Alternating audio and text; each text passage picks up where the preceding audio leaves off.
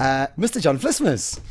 Hello, thanks for having me back. Welcome back to the Thought Lab podcast. How awesome. Yeah, it's good to be here, man. Yeah. Yeah. Absolutely. I just want to move the mic a little bit closer.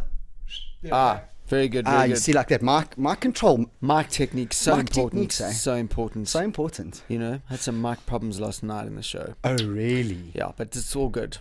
Oh, Have a nothing backup, worse. that's all. Just There's have a nothing backup. worse. Yeah, have a backup. I don't have a backup. This is This is it. This is it. These are rock solid though. Like this is like the standard industry, like rough and tough and tumble vibes. Yeah, my brother's got one of the Rode mics, and he's had this thing for like, I don't know, 5 years.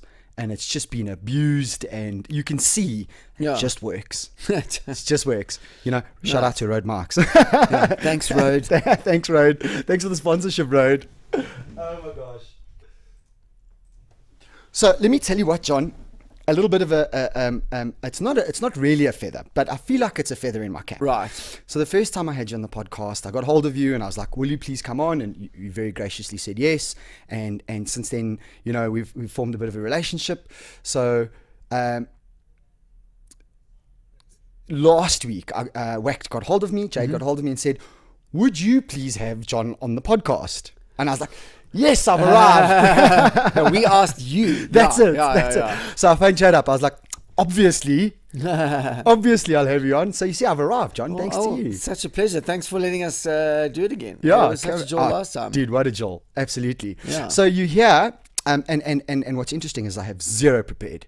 Right, because brilliant. I didn't preempt this. I was That's like, okay, the whatever best. John wants to talk about. Well, I mean, you came to Like Mind. You saw how that works. Oh, wow. You know, that was a nice thing just to show you how it works. Absolutely. And John, since then, I have raved about it.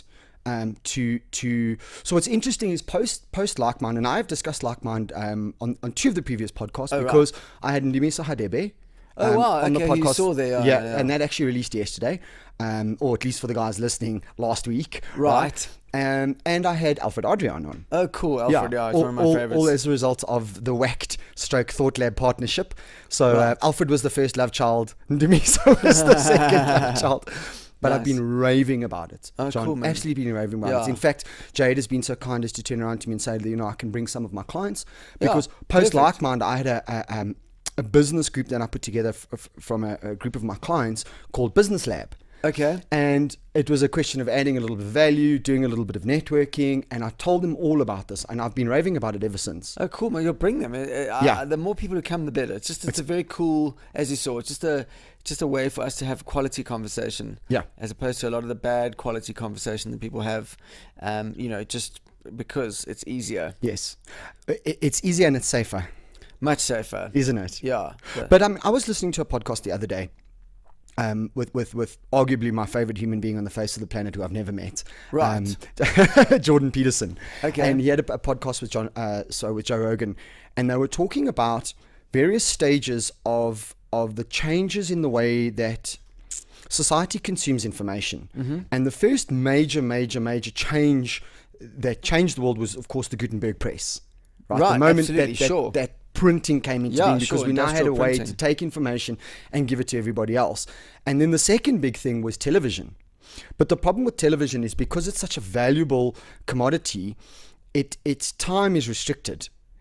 And in that restriction, you've obviously got a very short attention span. And how Jordan believes, or Dr. Peterson believes, that's actually been very negative to us as a society, because it's made us believe that we can only handle that much. You know, 30 minutes, an hour. If we watch a movie, 2 hours, sort of, you know, and even then came along long form podcasts and blew that idea out the window, because everybody was like, well, Joe Rogan's never going to last. Who wants to listen to somebody for 2 hours? Who wants to listen to somebody for 3 hours? Yeah. And it turns out a lot of people do.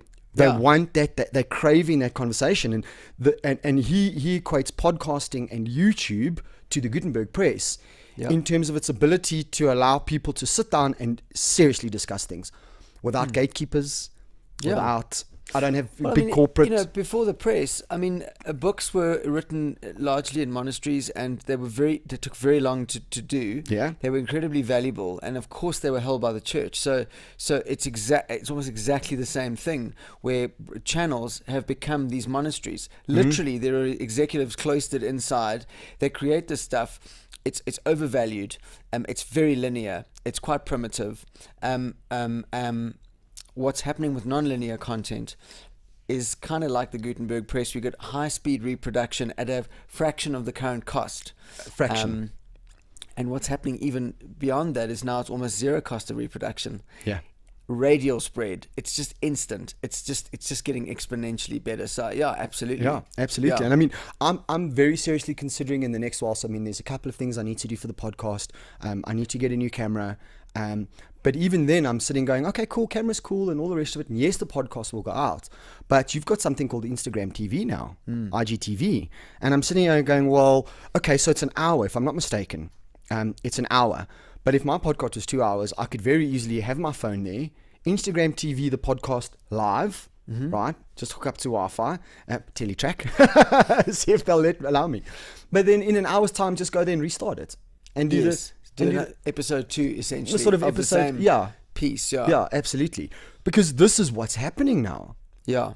And what's nice is there's this thing going on at the moment. It's called the IDW, the Intellectual Dark Web, which is made up of this loose-knit community of thinkers and explorers and guys who are not scared to speak about controversial topics, to tackle it, not about being right, but about entertaining the conversation. Yeah. More than anything else.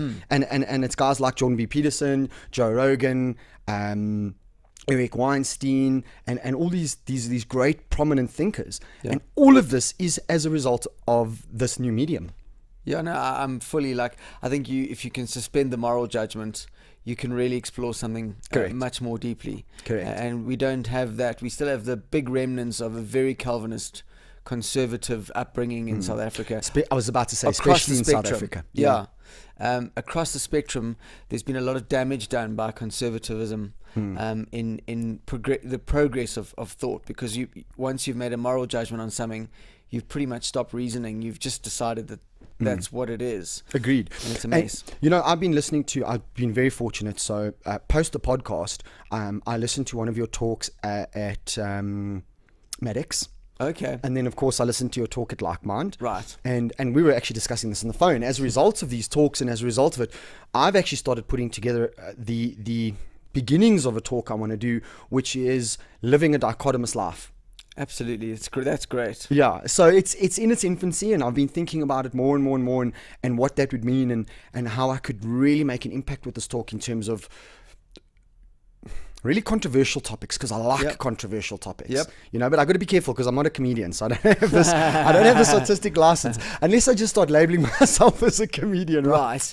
Well, there are a lot of great thinkers who are not comedians who talk about very controversial stuff. And no, absolutely. So I've been in the car just listening to Christopher Hitchens, who's obviously no longer alive, but Richard Dawkins on the atheism subject. I mean, they're not hilarious. They're quite funny, but they don't go as comedians. Yes. There's some pretty good stuff. I'm just downloading a book now called Factfulness by a guy called Hans Rosling, I think, and it's basically about refusing to enter an argument unless you have a factual basis of what you're going to talk about. Don't I wish? Yeah, and if you look at the facts, regardless of what anyone says, the world is pretty much in a better place than it's ever been. 100%. The facts support that argument, whereas you get this kind of old-fashioned bullshit of, in my day, the world was screwed. In your day, actually.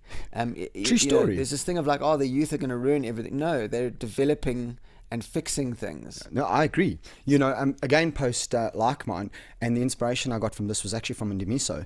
I put this business lab together, and what I was talking about is the fact that, all right, and a stat I got from Like Mind was by 2020, 50% of the workforce in the world will be millennials, right? Okay, so let's accept that as fact. Fine. How do we now communicate? Because that just is the way it is. And what are they doing? Well, amazing, incredible things. Yeah. Because millennials come with one overarching similarity, and that is the desire to change. For good or bad, and I believe in the majority of instances it's good. Yeah. Right? So it's happening. Yeah, I mean, Without most a people doubt want it's good happening. things. They don't want bad things. No, it inherently. doesn't work. Yeah, it doesn't work for a society to seek destruction. It's not hasn't really ever been a thing. No. Ever. Despite what people would have us believe, like the media. Yeah, and also because people don't want to die. Ultimately, like in this new show I'm doing, everything your brain does is pretty much to try and either deny or mitigate the idea of death. Like that is ultimately what we do, is we try not to ever get close to death. And old people don't want to die. And ultimately they sprout the shit about the world ending. What they really, their brain is telling you is that it's too much for them to bear, that because when you die, the world does end for you. Yeah. So it's the selfish like assertion that I am going to take the world with me. That's ultimately what all these Armageddon theories are about. Like everything, the youth will destroy it, the Koreans are going to destroy it, nuclear bombs will destroy it, AIDS is going to kill everyone, God will destroy it, the environment will kill us. All of these things are basically, they've been around since we've been around. That Absolutely. Every generation has got a doomsday theory. Well, I mean, even if you go back to, regardless of whether you believe in it, the Bible, doomsday theory. Yeah, they all are. Yeah, even the Bible though doesn't talk about an end. It doesn't actually talk about the destruction of the world. It talks about everyone going to heaven or hell. It doesn't talk about the fate of the world. Actually, in Revelations, there's no end of a planet. I've been reading a lot about this, and there are a lot of things that are assumed to be in the Bible that aren't there. That just aren't there. And which version are you reading? Agreed. It is the most reworked Yes. book, and Ever. it's written by so many authors. Originally, the books are all written by individuals, all in dispute as to who actually wrote those books, and then who decided that those books should be in the final collection known as the Bible, which books are apocryphal, which books are canonical, and then there was the Council of Nicaea, and Correct. whatever it was, where the emperors and all his mates had a political campaign. It was Alexander the Great. Alexander the Great, very good, and there was someone else. Anyhow, so he was a Greek. There were Romans. There was a big political campaign going on, and they decided which books were going to be in the Bible. That's right. And even, that's how I've read it. Yeah. Yeah, even the Gospel of Judas was only recently admitted to by the Vatican. Well, I mean, I've read the Book of Enoch, which Right. is very hairy. Right. Okay, and talks about some very controversial things. And the story is, I mean, will we ever know? I don't know. But the story is that the Book of Enoch was one of the books voted out at the Council of Nicaea. Right. Now, if you read the Book of Enoch, it talks about reincarnation. And that's a very powerful tool, is reincarnation. You know, I mean, if you go back to Tibet, and when China invaded Tibet, at one point, the monks would stand up in a line like this, right? And the order came down, stop shooting them and wasting bullets, but beat them with the butts of your gun. Because the monks would just stand there and go, well, kill me. Because you can't kill me because I believe in reincarnation. Right, it's a waste of ammo. Fucking powerful, but it's a powerful tool. If I believe that I end now, well, then you've got control over me. Yeah. Yeah, whereas if I believe in Sure. reincarnation, not so much. Exactly. So, and there's an argument the other way. If you control someone's afterlife, then you really control them, because they'll do anything while they're alive to get what they want after they're dead. And once they're dead, if it's not true, they can never come back and complain. So it's, I guess, yes. it's a crapshoot, and that's why no one knows. I mean, I had this thing about this dude the other day. He came, he's like, hey man, do you mind if I pray for you? I'm like, yeah, I do mind actually. He's like, are you sure? And I said to him, you're not sure. Why do I have to be sure? Like, Are you sure? How did you come up with this bullshit where you come and interrupt my life with your bullshit, like your need to do stuff? Why involve me? Just leave me alone, man. Like, say hello, but like, don't come. If you want to pray for me from afar. do whatever you want. But do it over there. Like, just fuck off. Don't come here with your stuff. It's interesting. And But that would be the same as me walking up and going, hey John, I've sort of heard of you. Can I give you some life advice? yeah, Like, it's I similar don't really, kind of I'm not your friend. Yeah, you don't know what's wrong with me. Why, Yeah. why are you? What the fuck? It's just weird. I had that at Sexpo. There was one of those like money grabbing churches that was there. These charismatic like charlatans, basically, because I don't believe a church needs a money system. Anyway, and this lady was like, "Can I give you a gift?" And I was like, I'm always a bit skeptical. She gave me a book. It's like How to Fix My Life. I'm like, no. As if your life is fucked up. Why is my life broken and yours is fine, you stupid woman? And then, you're so aggressive. I'm like, yeah, I am actually. If you want to call it that, that's fine. Because often I see aggression is what stupid people call conviction. Sometimes. So it's just weird. But yeah. But I understand, and I've recently come across this information, and it's sort of, when another puzzle piece fits into, gets put in, that originally the reason why churches were exempt from taxes was because they acted as charitable organizations, and they would take in this money and do good for. If you go back a couple of hundred years, they were, and some still do. Yes, and they were the hospital, and they were the food shelter, and they were the caregivers, and that orphanages, and absolutely. So that got me thinking. That's great, and I get it. Now, that makes perfect sense to me. So then it should be, all right, are you part and parcel of that? Yes, exempt of tax. No, tax. Yeah. And there's your divide. Yes. Because otherwise we should just start a church and make a lot of money. And many people if you came up with some theories, I'd follow you. Yeah, I've been thinking about it for quite a while. L. Ron Hubbard was quite a good science fiction writer. He came up with Scientology. Wait, hold on. You mean the most prolific science fiction writer ever to have lived? Yes. Ever. And then he came up topped it off with a religion. It was a magnificent move, and they've done really well. Do you know how much property they own? So much. They've got lots here. I've seen a few. There's a big home of Scientology. I saw it on the internet. I think they bought the Kyalami Castle. I think you might find that might be one of theirs as well. I think you're right. Yeah. I remember that. Yeah. I actually listened to a podcast with the now leader of Scientology, and I completely forget his name, but his father, and how his father initially got him into Scientology and then eventually left, and this it's very traumatic, very sad, very, very sad state of affairs that this man found himself in eventually, with his son running this place and becoming an absolute megalomaniac. And oh, really? Yeah. I wonder how that would happen, how your child will become involved in a science fiction based religion and then become an asshole. Because of money and power. Money and power. How that would work. Yeah. No, it's, I find it all hugely interesting how, the guy is like out and out a science fiction writer. He invents this religion about demons trapped in volcanoes. And the whole thing is straight out of one of his books.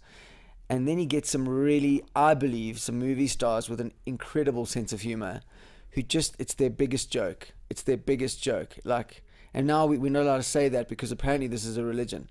Fuck, it's bullshit, man. It's complete lunacy. I really want to start a church of absurdism. I think maybe I should look into it. Have you ever heard of a gentleman called Robert Anton Wilson? Robert Wilson sounds familiar. Robert Anton Wilson. And his acronym, and there's tons of his stuff on YouTube. RAW. Oh, RAW. Okay, right. And he was a trickster. He was a philosopher. He created a religion called, and it's a parody religion, called, oh my God, what was it called? I can't think of it. Their god was Eris, which is the Egyptian god of chaos. Right. And he wrote this whole parody religion about what you needed to do in order to be part of this religion. And it is absolutely, but it intentionally parody. It's a joke. He was a philosopher. He was a really, really, really great thinker. And he did this almost as a fuck you. Yes. And it was absolutely incredible. And I just, for the life of me, can't think of what this bloody church was called. Yeah. But it's fascinating the way he put this together. In the history of religions, the three sort of major ones that have emerged in the West, if you read the history of those religions, first of all, there's striking similarities. That's already a flag.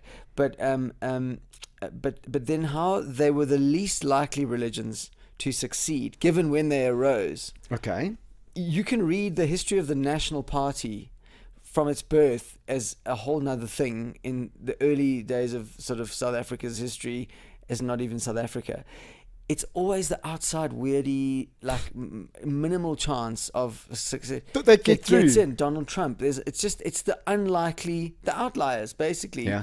It's the weird sort of, it's almost the more unlikely, the better. The better the And chance. it was a famous Nazi who said that if you make the lie big enough. people will believe. Was it Goebbels or was it? I think it was Goebbels. I can't remember, but make the lie big enough and repeats it over and over and over again. Yeah, and it, yeah.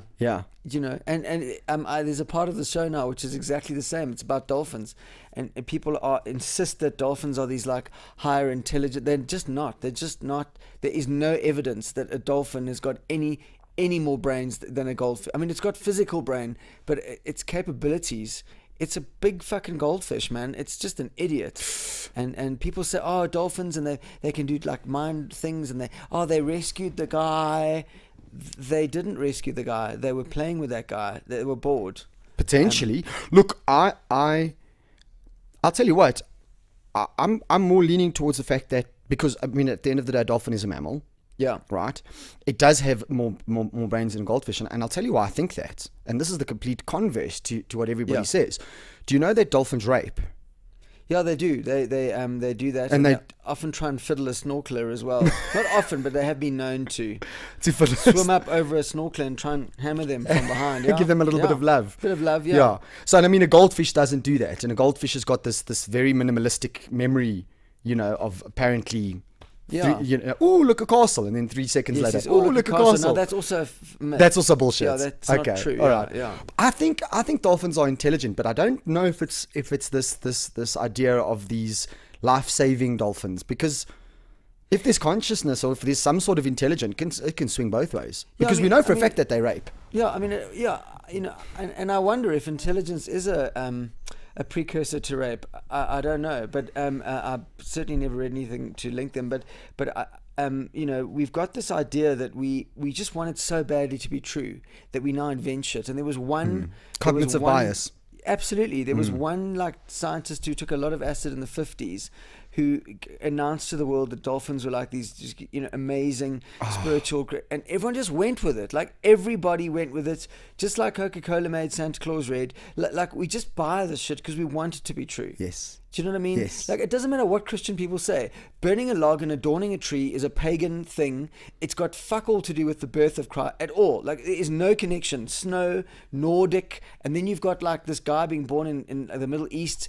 What the fuck is the connection? These shiny gifts, that is pagan. Like, it is pagan. Eggs painted with patterns is pagan. It's a fertility rite. Fucking rabbits with chocolate eggs. It's got nothing to do with the story. But don't you think that's big business making things commercial? Well, it predates that, because there were festivals that were in existence, and it was easier for the leadership to appropriate those festivals and just redress what the people were doing anyway, and just give it a slightly new twist, and then connect shit, and then just rewrite the story. But like, people just accept this stuff, But if you think of and I call it hooks, I love, but I'm very, very fascinated with symbology. Okay. Now you take somebody like a good writer, okay? If he uses the right hooks, okay, angels and demons. Dan Brown. Say it's perfect. Perfect type of completely badly researched, but all he did was well. he fucking put the right hooks in, right? And his first book, nobody knew whether it was true or not, and he just shut the fuck up. How genius! He just sat back and he was like, "Here's my book." And everybody's like, they lost their minds about it. Yes. But all he did was he used the right hooks, because we've got this underlying built-in,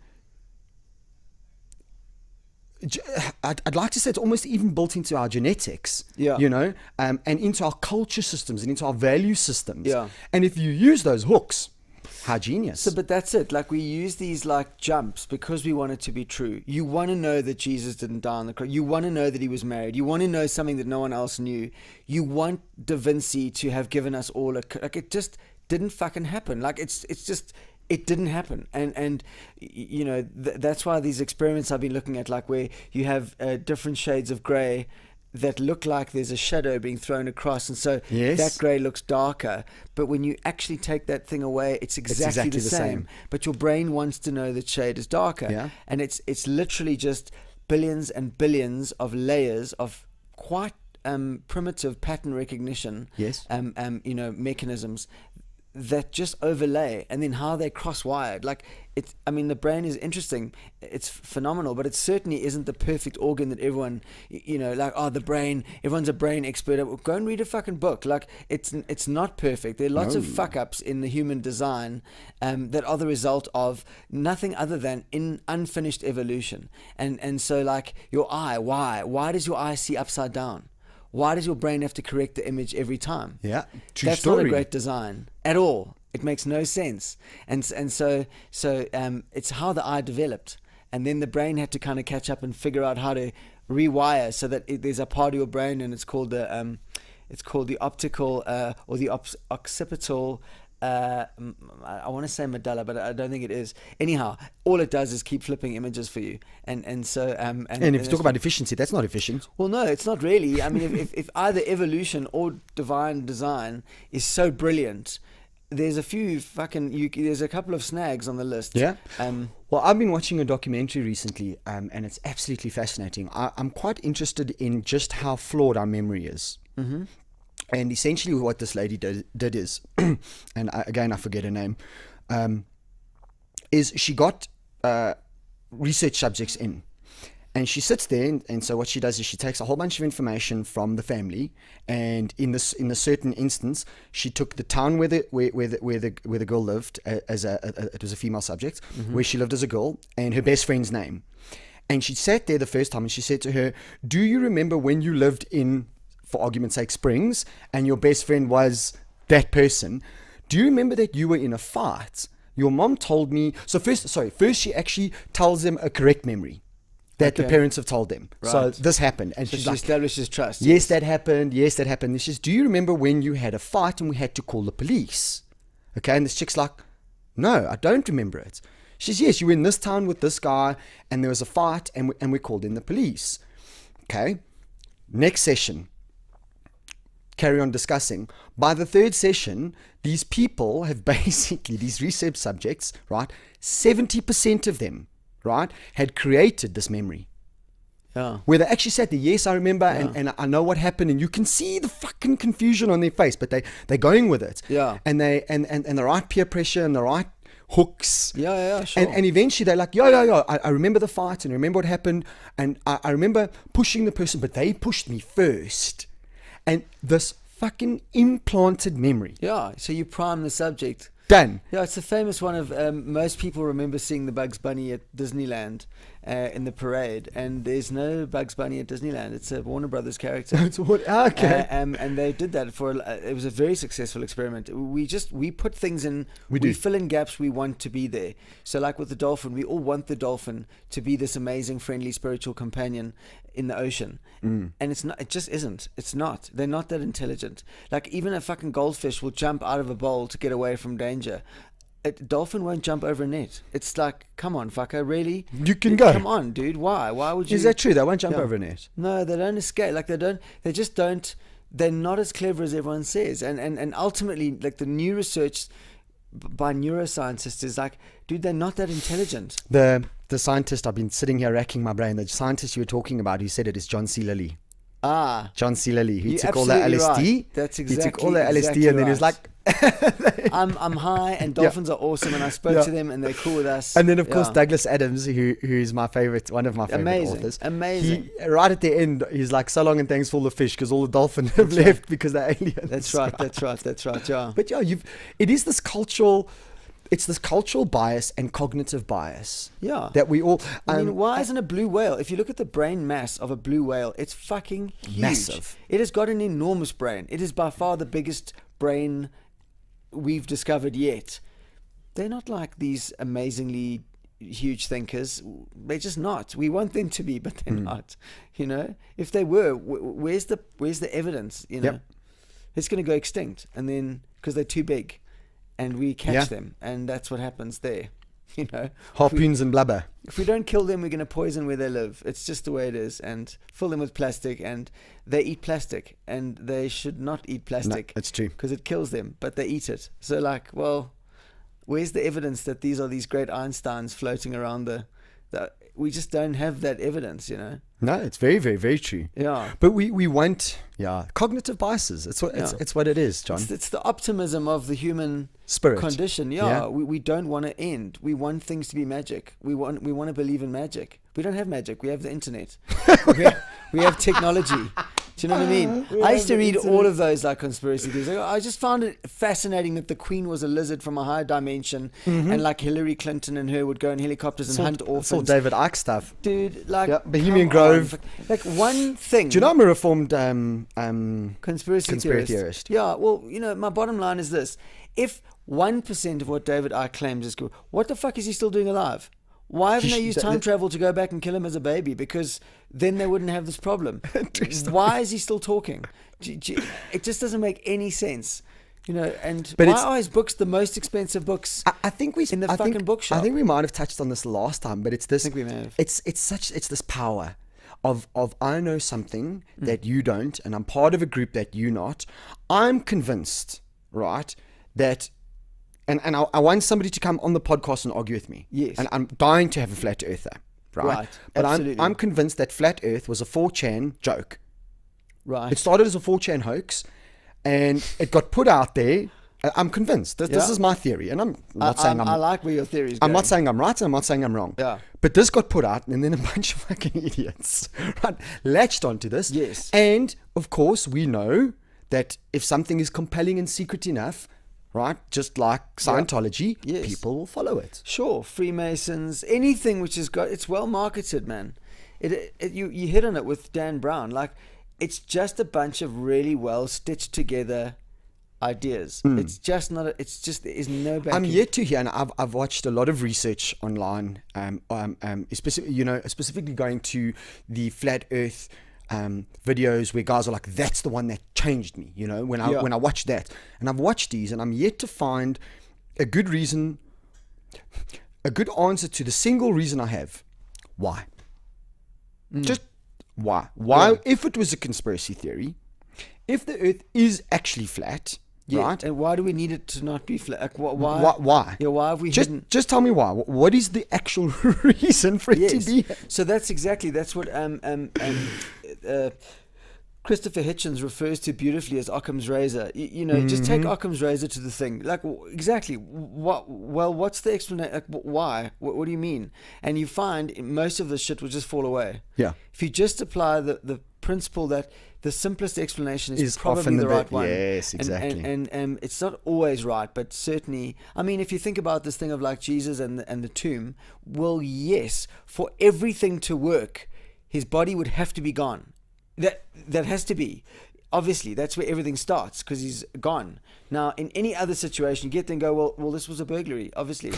Like, someone came here and rolled the stone back. Well, yeah, someone rolled it into place. So then someone rolled it out of place. Like, yes, and they took the body and they put it somewhere else because they want you to think the body's gone. Like, but if it's his spirit that went to heaven, why did his body go? Why did his body go and no one else's body goes? How are there still bodies in graves if when you go to heaven, your body goes? Why are all the graves open and everyone is gone? Or is it only him? How did his body get to heaven? Because bodies don't go there.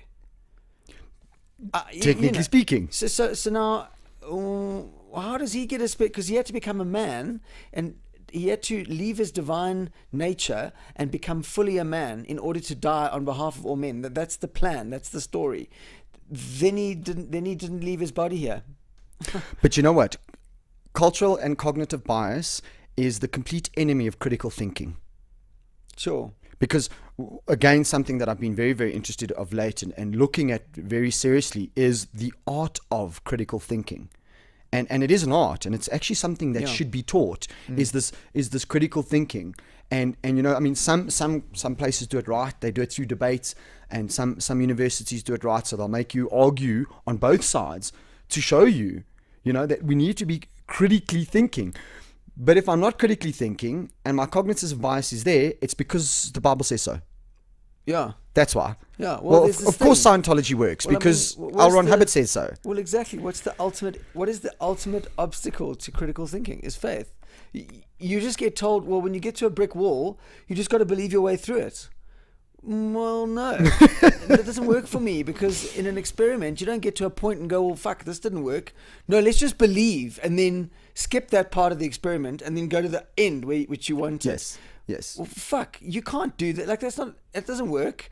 So how come you get a get out of jail card just because you're God? Surely if you're God, you're God of your way to explain. Because you can, because you're all-knowing. I mean, fuck. It's like, so we raise children to be willingly ignorant, and then we want them to be clever. It's very frustrating. No, it is. And I never want to come across as a militant atheist, but I'm not a militant atheist. I think I'm a militant free thinker, and religion is a very big obstacle in that journey. No, it is, without a doubt. Because it asks you to just jump over shit which doesn't make sense. The danger is that if my entire life has been any religion, okay, so not just Christianity, whatever the case may be, if my life has been that religion, right, and you take that away, what is left is proof that religion is dangerous.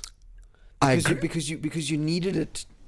I agree wholeheartedly, function. but often people need these things to cling on to, because they don't have different values and different purposes and different anchors. Because if my religion is my anchor, if you take that anchor away, wow. But so isn't it then our mission is to raise people who are not, they don't have crutches?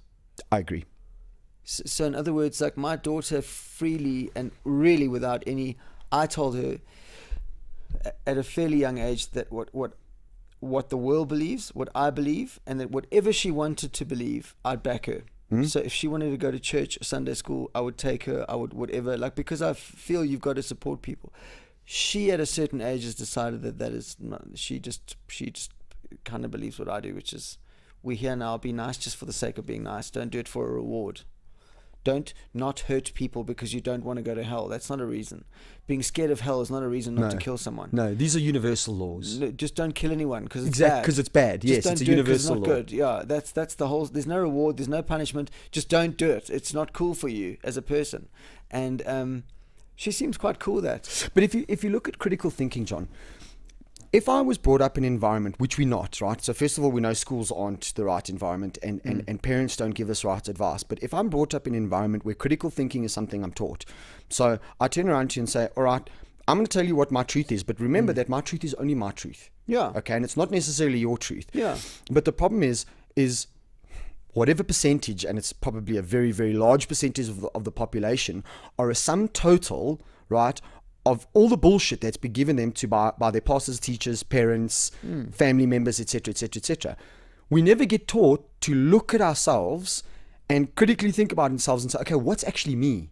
Yeah. Like, exactly. What makes I bring to the table? What is my identity? Totally. Because I've annexed this religion, I've annexed this political party, I've annexed this love of. So I mean, so for argument's sake, you could turn around then and argue that your daughter is an atheist because you're an atheist. No, absolutely, sure. It doesn't automatically mean that because someone follows a religion that they are stupid. Like I don't. That's not cool either. No. I had a cup of coffee with a friend of mine who's a rabbi the other day, and I genuinely love him, and I actually ask him advice sometimes because he's one of those people who's found a way to remain true to what his religion wants him to believe in, but he's also not closed to other stuff, and that makes me like what he believes in more. My mum's got aspects of Christianity which I really admire.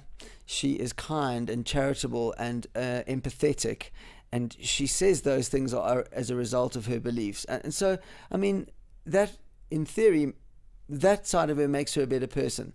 Her approach to gay marriage, on the other hand, which is also a direct result of her religious belief, is not a thing I share. So my problem is, well, this is a very absolute club. You can give things to poor people, and you can do this and do that, but you can't believe. You worry that gay marriage is against what your book says, and it is against it in the book. So then I'm like, well, maybe I'm being respectful to your book by saying I can't be part of it then, because I don't want to get in and then be against or like contradict but like I I fundamentally, as a human who doesn't care about heaven or hell, I think if two people love each other and they really want to go with this old idea of signing a piece of paper, which kind of, it's a contract that It's they a bit of enter, an binding antiquated them to each contract. other. Yes, yes. But if that's what they want to do, Allow then them. none of us should be allowed to say you I agree. can't. I don't believe in marriage. You know, I think we're all a bit gay, actually. I think we just don't admit to it because it's awkward. But I think physically, there's no reason why men and women can't physically find each other amazing. So it's interesting. But I think we owe it to the world to raise children who are unafraid of making their own decisions. Correct. As you were saying, who Correct. are they? Yeah, absolutely. So I agree. I don't. If you say to me, I'm Hindu, right? Mm-hmm. Then my question to you would, cool, 100%, and I'm happy with that. I think it's beautiful. It's old, 6,000 years old. You know, Yeah. very, very, very far older than Christianity. Yeah. I think it's a lot older than 6,000 years, though. Could be. I think I've the got it at Vedas are 6. very old. Yeah. Yeah, I've got it at 6,000. Oh, but the Vedas, the Hinduism sprang out of the Vedas. The Vedas. So then there was Tantra Predates. and there was Correct. yeah, okay. I mean, if you look at the Aborigines, they can trace that back 40,000 years, eh?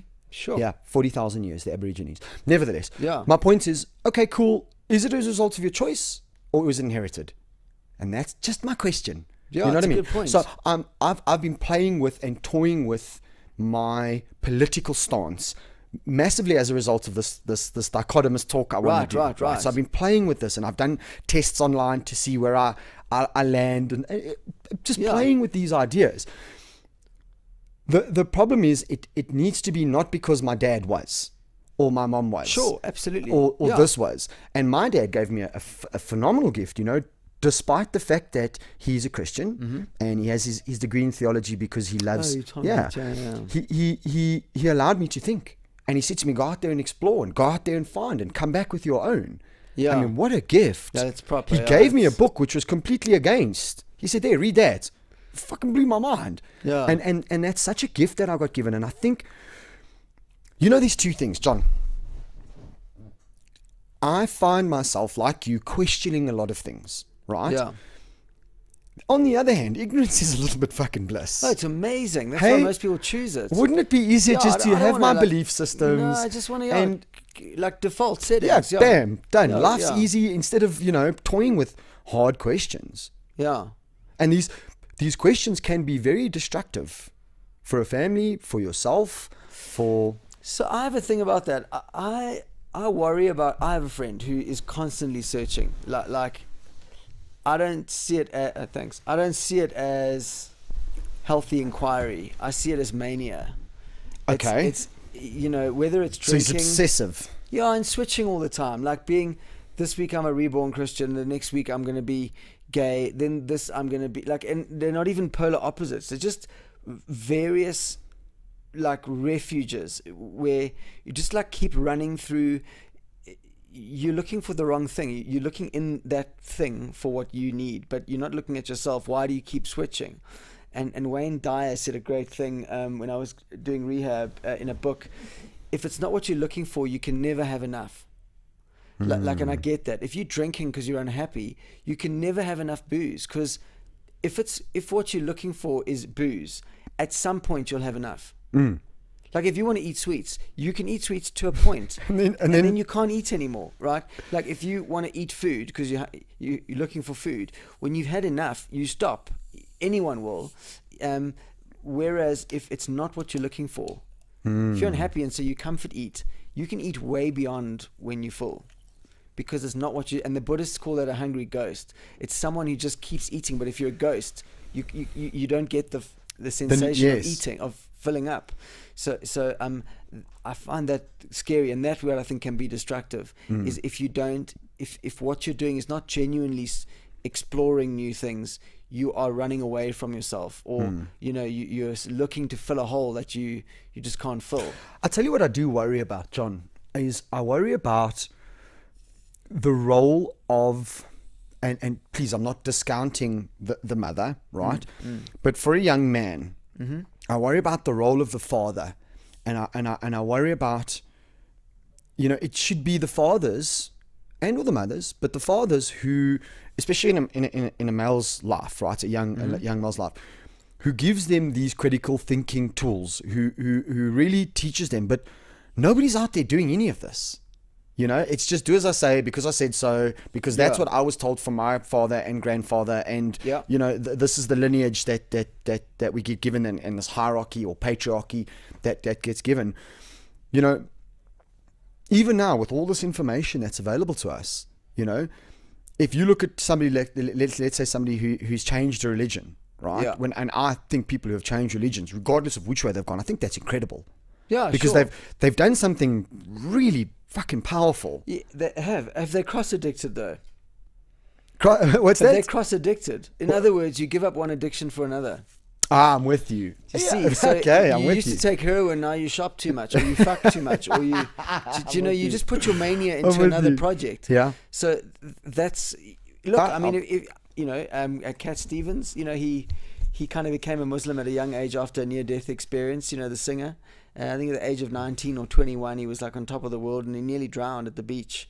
Came out of the water, and he literally had almost drowned, and he had this like epiphany. I think he got sick as well. He had pneumonia. I can't remember, but anyway, he became a Muslim and has been a very sort of spiritual Muslim ever since. Yeah.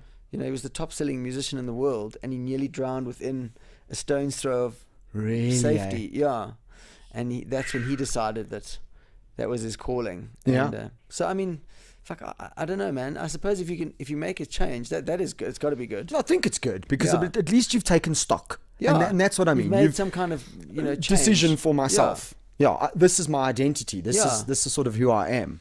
I think that's pretty good. Yeah. You know? But I mean, I think that's the exception rather than the rule. Despite the fact that there's all this technology out there, we can read anything we want to read now. Yeah. You know. And there's a lot of shit to read as well. You can read a lot of rubbish. You got to sift through the bullshit, right?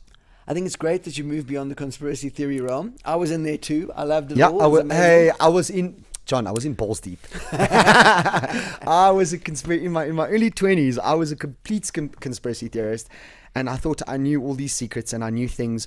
And make no mistake, there are some things, like for argument's sake, you know, you talk about the Manhattan Project. Well, it was true. You know, and it was true. Yeah. So without a doubt, there are certain things that are right. Yeah, no, absolutely. I mean, someone killed Robert JFK. Yes, someone killed him, and now that's a conspiracy theory that we can get our teeth into because it's based on fact. But I mean, the fact that the Queen is a lizard and the Earth is flat, and you know, I mean, I'm just really quite desperate. If you look at these Egyptian, you mentioned the Book of Enoch, and if I remember correctly, there's a connection to Egyptian times with that book. Yes, the Nephilim. Yeah. So the Nephilim were sort of the offspring of angels making said coitus with human females, and these were the Nephilim, and they were part of who built the pyramids, and well, not built the pyramids, but you know, congregated in the world and stuff like that. And then of course there's evidence of all these big skulls that have been found, and you can go down these rabbit holes. You can go down. Sure, and I mean, did. I just wonder, like this thing of the pyramids, for what? Occam's razor again. If you needed them, for what did they need them for? Look. What do they say they needed them for, the pyramids? Did they beam pharaohs to the other planet? Yeah. In which case, okay, that was 4 people or whatever. Okay. But I mean, it depends on which school you're with. Of course. I see. There's various. Oh no, there's various schools. Oh, I see. Okay. So your traditional Egyptian specialists will say, and I mean, I'm no expert on the subject. I must say that from the word get-go. Right. I've read a bit, but would say that they're tombs. Well, this is my thing. If you get like millions of Jews to work hard for generations, you can build some big stone hills. But can you build? The theory is that we can't replicate that today without technology. But I don't know if that's true. Like, I don't know if that's true. But I mean, some serious people have said that. Sure, and I literally, I don't know anything about this. Yeah. But like, if we can put a tunnel under the ocean, we can do that. We've done that. We built a channel tunnel. Right? We did. We now have a dog walking on Mars that can lick the gravel and send us an email back. I'm paraphrasing, but i.e. there's a rover. The rover, it can do stuff. Yeah. It tells I like us the way what you it called finds. it a dog. We are planning to send people to Mars. Like, I don't know that is true. That it just sounds a little bit too. We can go to the bottom of the deepest place in the ocean and find a plastic bag. I feel like I don't know if that's true. I'm with you, and maybe it's not. Yeah, I just don't know, and because here's two non-Egyptologists exactly speculating. Speculating. You know, it suits the world. Isn't speculation good though? Yeah, of course. I don't know why we don't just dynamite the pyramids. Like, literally, I fucking would see what's them. in there. Well, no, not only that, but these are monuments to slavery. This is what human beings can do when they enslave each other: is build a big fucking stone hill. Now, are we teaching our children that that's the pinnacle of human achievement? Why are there a bunch of stony outcrops in a failed economy that were built by enslaved labor for intergenerational slavery? Yeah. We celebrate that. But the other people who fucked up the Jews wholesale, their Nazi symbol, that's banned. But these big monuments to basically the enslavement and the exploitation of the Jews, and I'm sure that many, many, many Jews died building those things and were beaten and had horrific lives. We celebrate that. Yeah. I don't understand how that's... Yeah. Very simple, right? Tourism and economy. Because it brings in actually so much money. That's probably true. That's it. Yeah. You know, there are a lot of people that argue against, and some serious scientists, right, that argue against the established Egyptian narrative, right, of what they say that the pyramids were there for. They really argue against it. Some serious guys. But your Egyptologists wanted to remain exactly what it is, because they want their stream of income to come in, and it must just remain status quo. I mean, they were like really physically ill brother and sister fucking lunatics who ran Egypt. I mean, they were that's why she wore that thing on her head. Her head was properly fucking malformed. They were really twisted. I've heard that. They killed each other young. They were horrific human beings. How the fuck are you this alien, and then you die of a broken leg? What? Like, how's that even? You can travel from another star system. You can build this thing using robot technology. But this asshole breaks his leg at the age of like 21 or whatever he was, and then he dies. Yeah. What?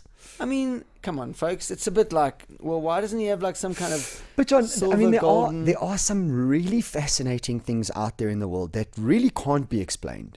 You know, I mean, there's some really interesting stuff. I mean, there's a book written by a chap by the name of Eric von Däniken, and it's called Chariots of the Gods. Yes, and he went out to prove that the gods were astronauts. Okay. Yes. Now, that aside, which I don't believe, he lays out some serious proof of stuff that literally cannot be explained. I mean, massive pieces of granite that have been cut out and moved, and just like, how was this moved?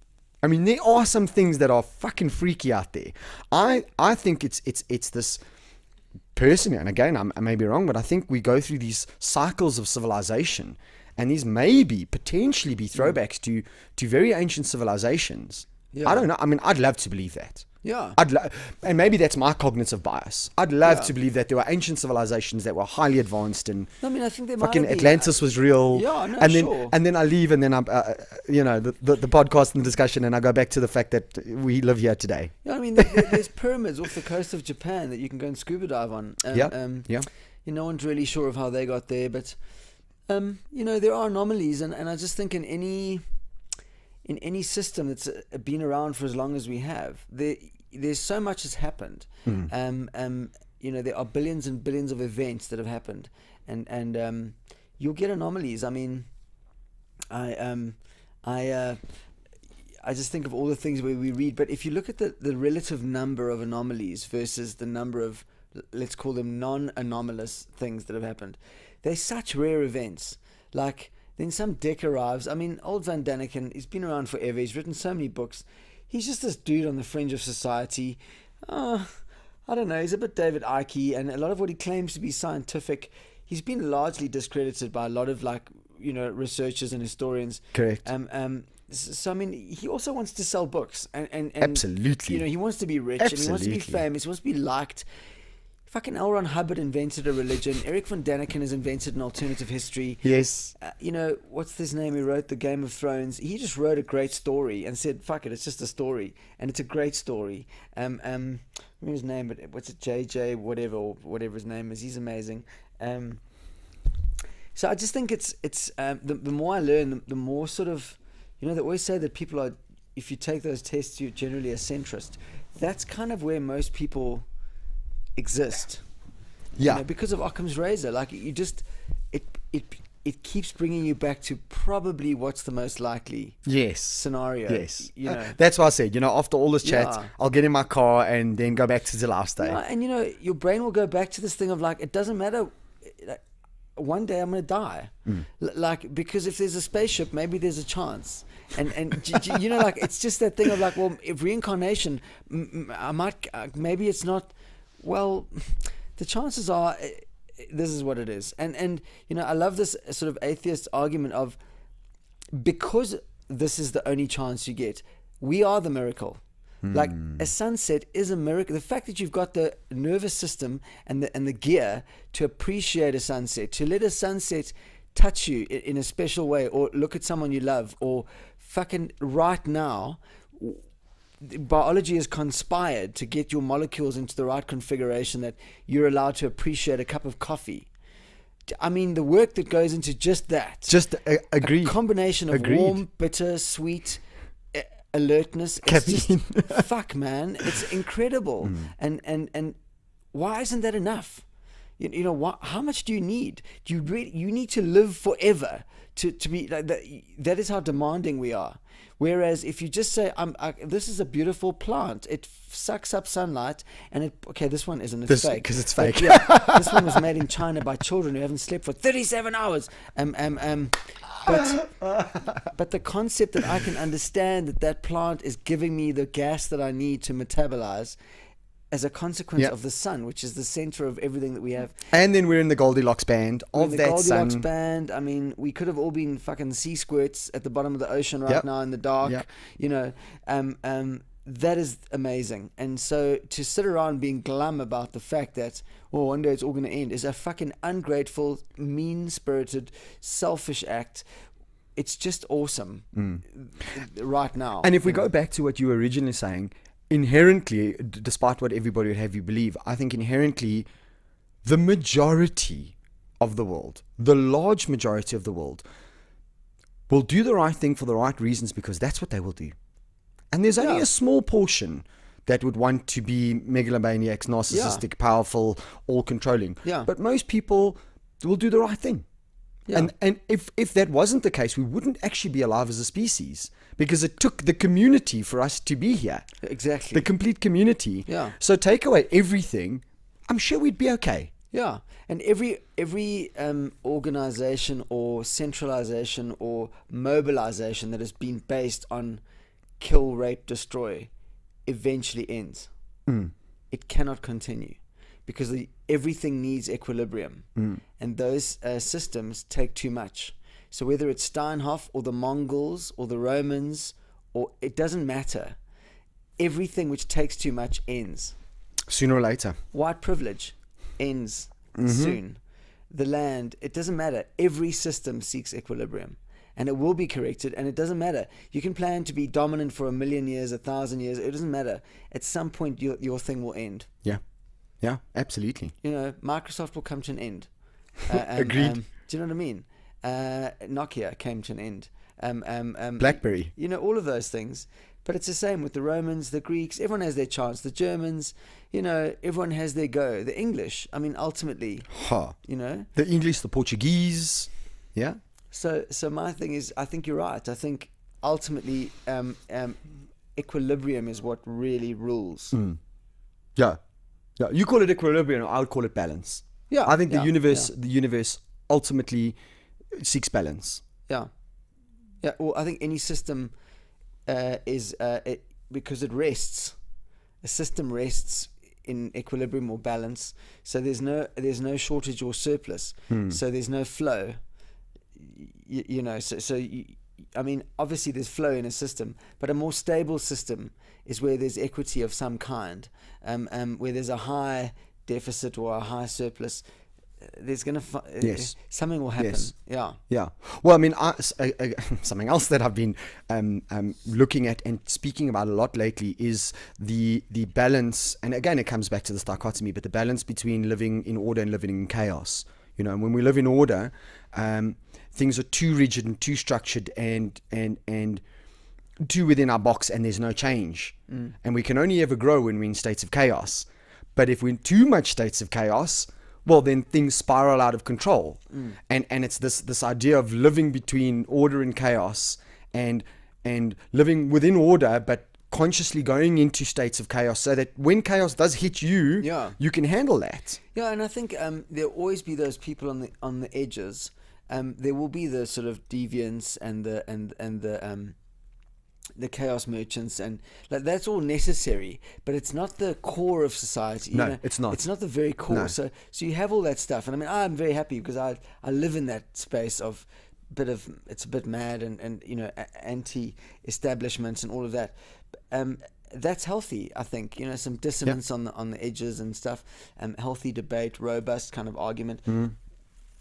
Anti-establishmentarianism. I mean, I think all that stuff is important, but it's certainly not it can't be the leading regime. No. You know, you can't run a government by rioting every day. It doesn't work. No, you can't have absolute chaos all the time. No. But you do need chaos to grow and to challenge the established. Yeah, absolutely. And challenge the status quo. Yeah. Yeah. It's like a feedback loop. You know, you need 100%. that feedback loop running all the time. Yeah, everything. I mean, and that's this left versus right that's going on in America at the moment. You know, I'm watching this with great interest. Yeah. Because in a society, you need the left and you need the right. Absolutely. And that is just the way it is. Yeah. You need somebody to push for the change, and you simultaneously, because that's the chaos, and you simultaneously need somebody to push for the status quo in certain instances, because that's the order. And everybody fights, but it's necessary. Yeah. I mean, almost all engineering is based on tension.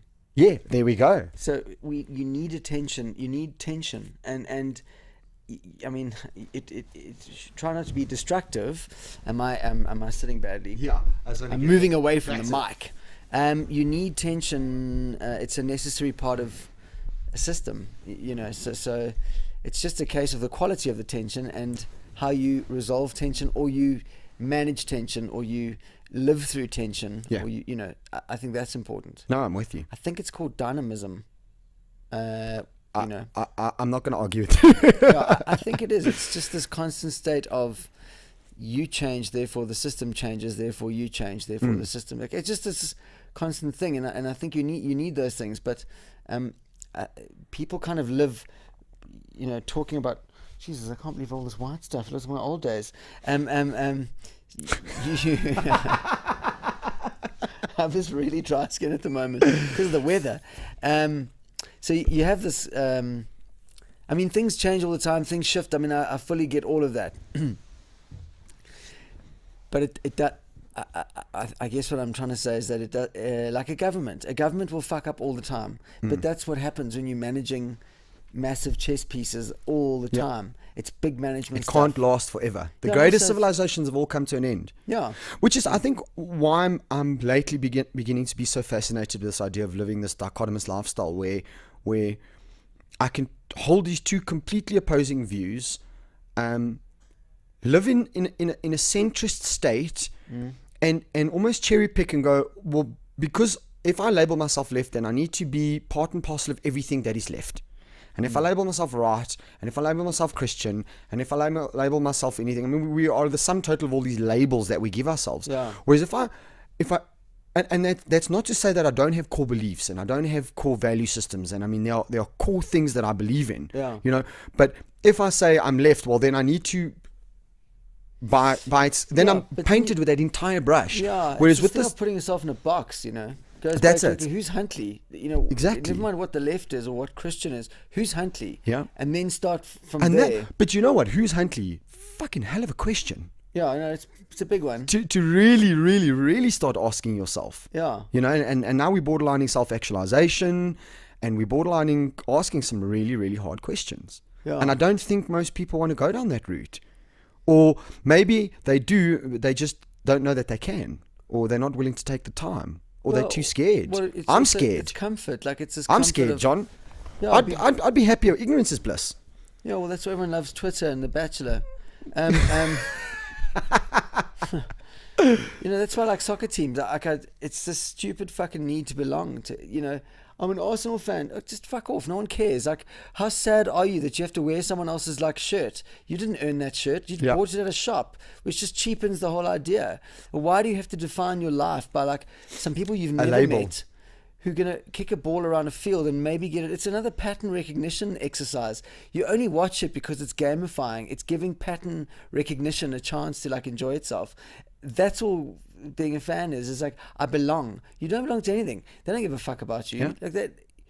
Your favorite soccer player is never going to put down what he's doing and come help you because you're a fan. Like, that doesn't mean anything. But you'll get into a fight with another human being, correct, in a bar, and potentially die because he has a different shirt on. Yeah. Like, you're a fucking moron. Yeah, is what you are. Yeah. And you shouldn't be allowed children. Like, they should just put a little elastic band around your nuts while you're sleeping, and your balls will go blue over, and it'll just fall off. Like, we'll be better off. Because do you know what I mean? Take the warning labels off and let nature take its course. Need to belong. Democrat, Republican, Christian, Jew, like fuck. Man. I stopped supporting rugby a while ago, despite the fact that I'm an ardent South African red-blooded male who loves meat and bras. Yes.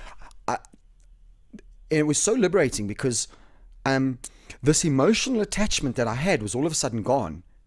And you think about it, if you support your team and during rugby season, they play every weekend.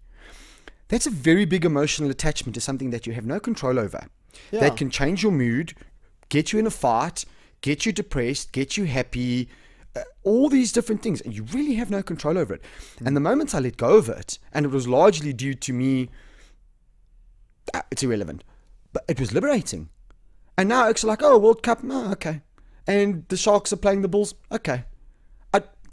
I even watch, I'm a Brazilian Jiu-Jitsu fan. I'm a Brazilian Jiu-Jitsu coach, and I love it. And I have my favorite, some of my favorite guys that I watch. And even then, I'm like, I'm really, really, really not interested in the outcome. What I'm interested in is in the fight. Yeah. And whoever wins, that's cool. And I guess there's a small part of me who's like, I want that person to win. But I'm even now getting to the point where I don't care. Whereas I'm enjoying what's happened. I'm enjoying the process, watching the actual fight and the technique, and because I'm so involved in it, it's fucking liberating, John. Yeah, exactly. Well, that's my life. Like, I just don't have any religious belief, so I can't argue about that. I don't have any sports affiliation. I don't believe in that. No. I just don't. I don't want to have it because often you'll have friends who because they don't drink, when they get drunk, then they tell you how they must give up drinking. I'm like, bro, I don't give a fuck about this whole conversation. Why are you telling me this? Or like when they're eating at a bar, I go, I must really think about becoming a vegetarian. No, bro, you just want another label. Like just fuck off, enjoy yourself, eat your meat. Like, no one's judging you. Yep. Why are you now bringing it all up? Like, imagine if I was with my gay friend and we were at a sex club. I'm like, I really should go gay while I'm banging some lady. What the fuck, man? But it's John, it's need for identity, and we paint ourselves with these brushes. I'm a Brazilian Jiu-Jitsu guy. I'm a podcaster. I'm a this. I'm a that. Imagine being nothing. Yeah. How about just nothing, and then you just come up with new shit as you go. Yeah. I'm a human. I'm just John, and so you're a comedian. Yeah, I suppose you would. That's how you know me. Sure. Mm-hmm. But like, I don't go like. But John Vlismas, comedian. John, like, it's not. It's correct. Just not a. Correct. Well, one of the. And I truly mean this, John, and I don't play people lip service, right? But it's truly been both a pleasure and a privilege getting to know you. And can I be very honest with you? I don't see you as a comedian. I see you as a thinker. I see you as a challenger. Your that label, it's gone. It's not John Vlismas the comedian. It's, I'm going to sit with John. I knew we're not going to sit here and talk about the funniest things. I knew we were going to talk about interesting things. Because that label for me has changed, and maybe that's who you're morphing into now. Yeah, I think I'm just admitting to being curious. There we go. I'm really curious, and comedy's a really fun way, an amazing way, and I love it, of sharing my curiosity. Like this show now about the brain, it's just genuine. I'm genuinely interested in the brain, and it's been a really cool thing to read about, actually. And I know. I actually want to get you, but before that, I actually want to ask you a question quickly. Have you thought of writing a book? Yeah, I have. And then a friend of mine said, well, who reads anymore? Audio. I was like, right. Yeah, well, that's, yeah. I probably would want to write a book. And I tell you what, you've got such a well-known voice that your audiobook would be incredible. I'd buy that. Well, thanks. Fuck, I'd buy that in a heartbeat. I probably would want to write a book at some stage. I just don't know. It's so many things to talk about in a book. Isn't there? Yeah. And you have to pick one sort of... I thought I'd done 12 one-man shows, and then my manager was like, no, this is your 16th. I was like, fucking hell, that's a lot. Yeah. Of material. Of different... Yeah. But yeah, I would be interested. I'm really enjoying the teaching I'm doing at the moment. And I feel that might solidify into something, as a guideline for maybe. I'm very interested in co-authoring something with the Dean of Henley, John Foster Pedley. He's one of my favorite human beings on earth. Really? Yeah, John is the man who single-handedly got me interested in learning again, just by being a friend who recognized he's a great teacher, and I honestly believe great teachers can't help themselves. It's like a calling, and so in a cool, unorthodox, radical way, he almost like forced my brain to fire in a way that I was like, oh, now I understand what these assholes meant at school. Got it now. Oh, really? Yeah, no, he's been an amazing mentor, but he's a good friend, and just a mind that you just want to be close to, because John's genuinely not only does he know a lot, but he knows how to make you unconventional people excited about knowing stuff. Yeah, he's bringing back the cool to studying. Never patronizing. He never pulls the professor card. Like, you just don't hear that out of his face. Really, eh? I've watched him with his own children. I've watched him with other people. Just respectful. He's self-deprecating, highly intelligent. And he's the dean of Henley Business School, Africa. Okay. Yeah. Okay. John has been around while that school is like quadrupled in size, and I think even might be 5 times the size now of when he got to it. But I mean, that aside, that's a cool metric. But he's been an airline pilot. He's sold airliners before. He's done so many interesting jobs. Just a very amazing human, yeah. Okay. So getting to your show. Yes. Brain dump. Right, brain dump. Can we talk about because I know this is going to be a very interesting story, and I know you've discussed it, but yes. the reason that you put together the show Brain Dump. Yeah, so I mean, it wasn't originally for any other reason than I wanted to read about the brain. But then, that was about 3 months ago. Then 5 weeks ago, I think, my dad had a big stroke, and so I was actually coming out of a day of teaching at Henley, and I got a call, and I thought it was to remind me that I had to go and watch Lindiwe Mazibuko give a lecture. So I was waiting on the curb, and then I got a missed call from my folks' place, and normally my dad phones me for a catch up, and because we're very tight, and I called the house, and then a very tearful helper picked up the phone, and I was like, is my dad there? She's like, no, they're all at the hospital. I was like, oh. So I phoned my mum, and she said, your father's collapsed, and so I quickly rerouted myself to the airport, and I got straight there. And so he was just, conscious, but really struggling, and we didn't know if he was going to make it. So anyhow, he fucking soldiered through, and we all stayed with him, and he had a stroke on the left side of his brain as a result of a blockage, an occlusion in his carotid artery, the internal carotid artery, which basically would be, I'm sure you'd be aware of, a sleeper hold. Indeed. It's basically what happened is he cut off the oxygen supply in his carotid.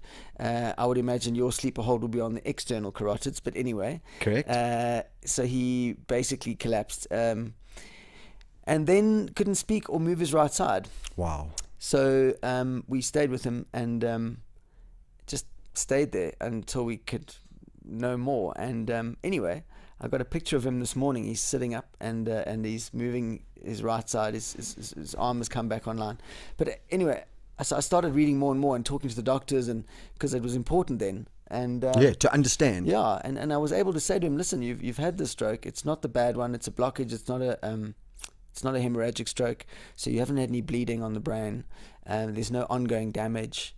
What's happened has happened, and that's it. We've contained that damage. then we found out that So he was paralyzed though. Yeah, the right side. The right and side is paralyzed, and his speech centers. But not the two speech centers. One is Broca and one is Wernicke. The one is responsible for speech formation. That's been affected. Okay. But the one for understanding speech is not affected. Sharp. So he's fully compos mentis in terms of hearing you. Fully compos mentis, and we have very involved conversations. His left side was working, although a little bit affected at first, but that's fully back online. Oh, brilliant! And I was able to say to him, "Listen, don't panic. Like you literally, your right side is offline, but you're rebooting now, and essentially we're watching the little ball, the buffering thing, and you're going to start feeling sensations." And then he was able to communicate that he was feeling those things, and then like literally we've been communicating throughout. On day 2 we had cue cards up. Are you hot? Are you cold? Are you sore? Are you uncomfortable? Are you happy? And how was he communicaking? Squeezing with his left hand. Oh really? So when he got the right card he would squeeze. So oh wow. What the team, there's a big team, very organized, explained was that a lot of families go into shock, so they don't do anything for the first week or 10 days, and that's valuable time. Yes. So we were literally reprogramming time. Yeah, because I met my sister at the airport. She's also in Joburg. We flew on the same plane. We basically put a plan together. Like once we'd seen him and we kind of started finding out about the shit, my mum and my brother, we worked out a way. So we just started with stuff and then got him through the kind of immediate problems. They're a very good medical team. And then once he was stable, we started finding out about rehab. And then we discovered there was a way to do rehab at home. So we asked him, and he was much more keen on going home than being at rehab. We explained that would be a bigger job because he'd have to work harder, which he agreed to do. And so well, let me tell you, he's recovering. So it's all. I'm so glad to hear that, John. I saw you at Maddox the week it had happened, if I'm not mistaken. That's right, it just happened and you just got back. That's right, yeah. And what really just completely blew me away was you know, the whole approach that you had to this thing was like, oh Hans, you know, this has happened. I was like, holy shit, John, no, it is what it is. We're dealing with it. We've got a team together. We've got a plan together. My dad must, basically what you were saying to me, and I'm putting these words in your mouth, but my dad must harden the fuck up. He must put his big boy panties on, and he's got to get through this. And I was just like, I was blown away. You know, and I don't say that in any bad way. But I was really blown away with the whole approach that you had to this. You know, as opposed to going into freeze, you guys went into fight. No, but I'm a big believer in straight fight mode. You know? From like being a dive instructor, if there's a problem, you just get involved immediately, because obviously that shit just cascades. Yes. Like you can, a simple problem can become a very complicated problem pretty quick. So you must find a solution. Like it's one of the ways of dealing with what is a failure. So like Dad's, the failure was basically his the blockage in his artery. Now that can cascade because he has a pacemaker and he has stents and he has diabetes. I got you. So that could, it's complex and I always say that the intelligence is a measure of your current knowledge of the current situation that you need to be in. So in other words, we could walk into stroke land and not know anything and just start making decisions like a normal family that are based on grief, or we can start fucking learning shit, because as much as he has to get his big girl panties on, so did we. So did you guys. There wasn't time to feel like fucking shattered. No one's got time for that. So the people who need to be shattered, go sit in the other room. We're going to Google this shit and talk to a neurologist and find out a fucking, like, let's just get a plan here. I got you. And even like just finding out that there's an air mattress that's controlled by like a kind of, it's got a little computer unit, and it basically undulates, so it randomly fills air pockets throughout the day. Now what that does is it keeps the blood moving, so you don't get bed sores, because if you're diabetic it's a disaster. So we've discovered that was a great way to keep Dad moving while he couldn't move. And also I can imagine that would mitigate a lot of pain.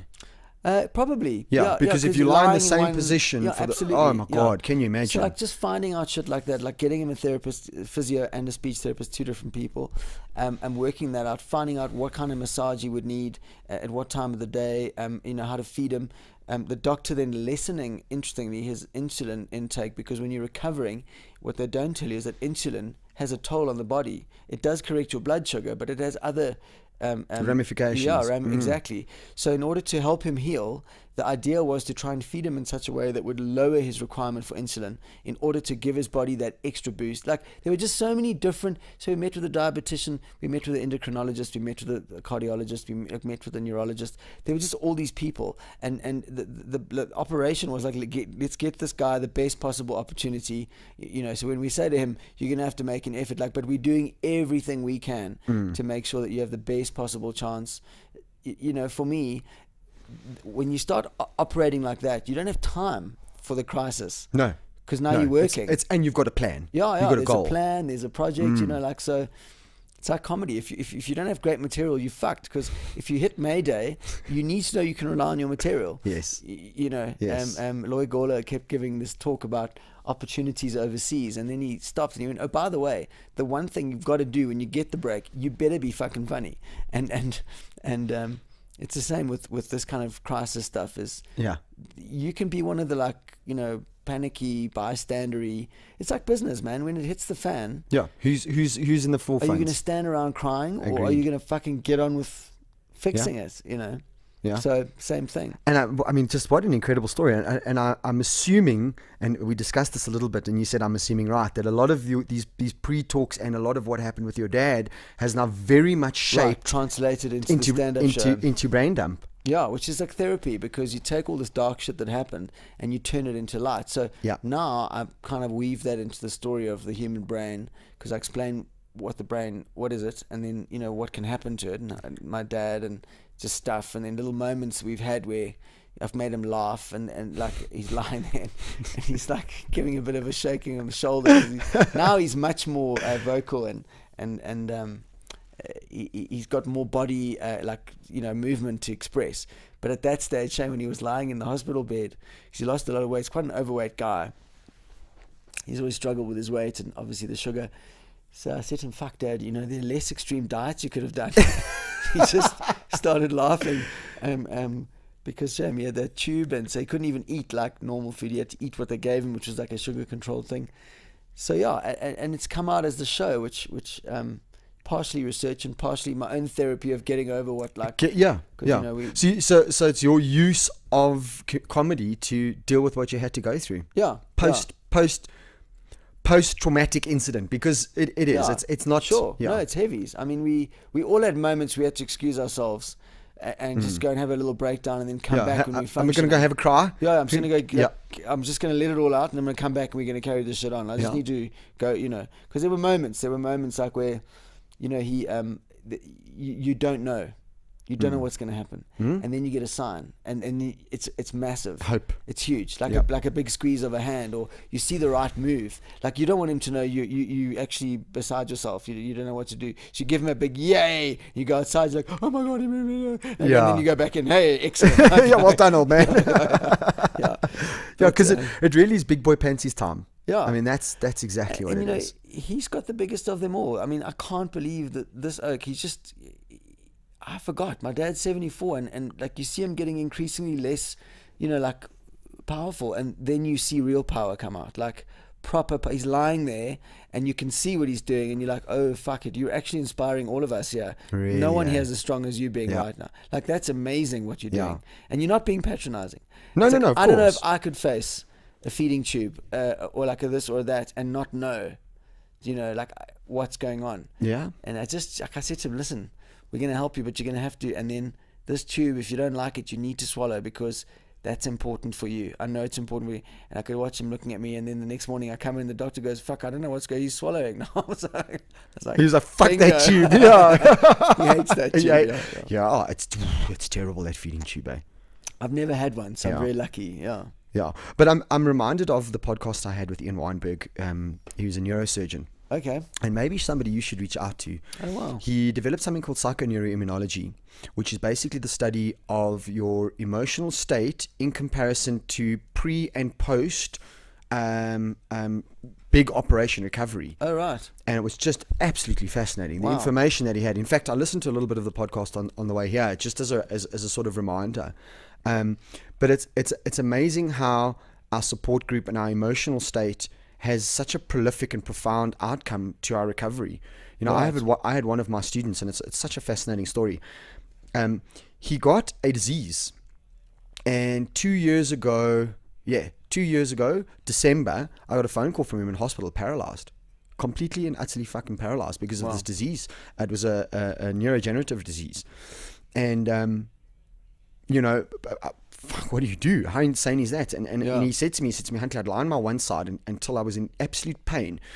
And he says he thinks it's because of the jiu-jitsu, that he could move just an inch and then relieve pain, and then just an inch again. I mean, the doctors are actually using him as a case study. Oh, wow. And it's almost this idea of, well, if I'm going to lie there and give up, then it's over. And if I'm going to fight, well, then there's life at the end of the tunnel. I mean, sure. He's about to grade in 3 weeks' time. Yeah. I mean, he was back on the mats. I speak under correction, 6-7 months later.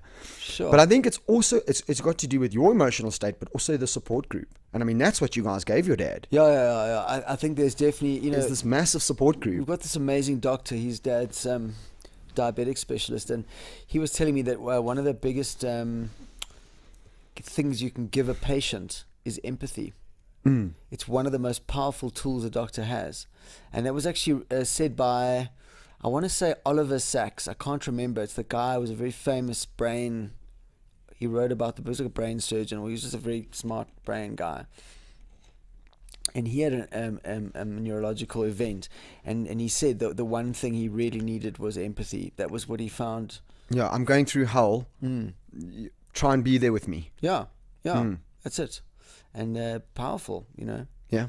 So this doctor visits my dad every single day, every day, 7 days a week. Pops in, talks to him, says hi, checks stuff. And you know what the thing is, though? I mean, at the end of the day, you've got this neurosurgeon he's a neurosurgeon, right? Who obviously has a lot of information, who's, helped you through that. His support and empathy probably means more than yours. Oh, yeah, because it's you're qualified. Just a son. No, he's qualified. Absolutely. He's got this. He's authoritative. It's 100%. Yeah, no, 100%.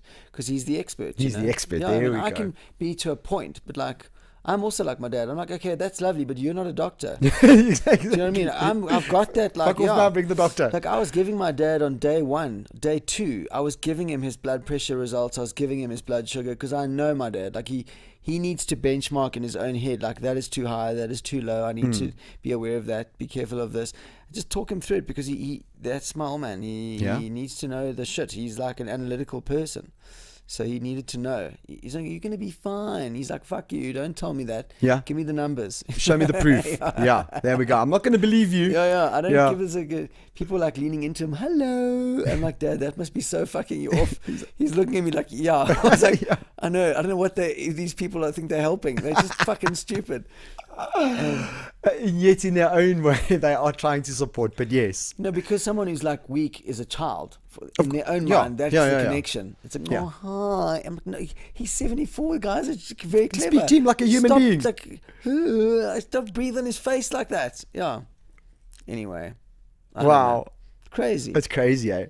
Yeah. And in terms of the show now, I haven't seen the show. It debuted. It only started started a day or two ago. Yes. So the podcast will come out next week. So it started last week for all the podcasters listening. Yeah. But I've been fortunate enough to listen to the beginnings of your talk. No, you have actually heard I have actually heard some of it. And the early rumblings. Yeah, the early rumblings. Yeah, the formative years. The formative years of the show.